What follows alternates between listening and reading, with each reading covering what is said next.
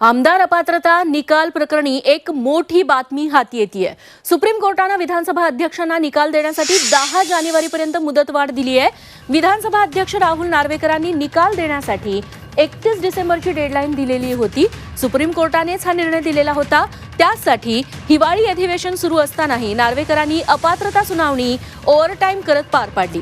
मात्र निकाल लेखन करण्यासाठी वेळ लागणार असून आणखी 3 आठवड्यांचा वेळ वाढवून द्यावा असा अर्ज नार्वेकरांनी सुप्रीम कोर्टात केला होता।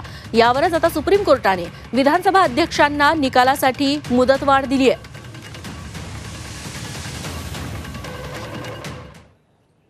राहुल नार्वेकरांचं असंच म्हणणं होतं की मी दिवस रात्र याच्यात सुनावणी घेतलेली आहे, पण फक्त मला 2,71,000 पानं असल्यामुळे 20 तारखेला मी हे जजमेंट रिझर्व्ह ठेवणार आहे। म्हणजे 20 नंतर ह्याच्यात या आमदारांच्या अपात्रतेबद्दल काहीच सुनावणी अध्यक्षांपुढे ती संपेल, पण त्यांना जजमेंट मग रिझर्व्ह ठेवायची आहे आणि त्याला त्याच्यात वाचावं लागेल। जजमेंट द्यायच्या आधी त्यांना 3 आठवडे पाहिजे होते 31 डिसेंबर नंतर म्हणजे 21 जानेवारीपर्यंत, पण कोर्टाने त्यांना 10 जानेवारीपर्यंतचा वेळ दिलेला आहे।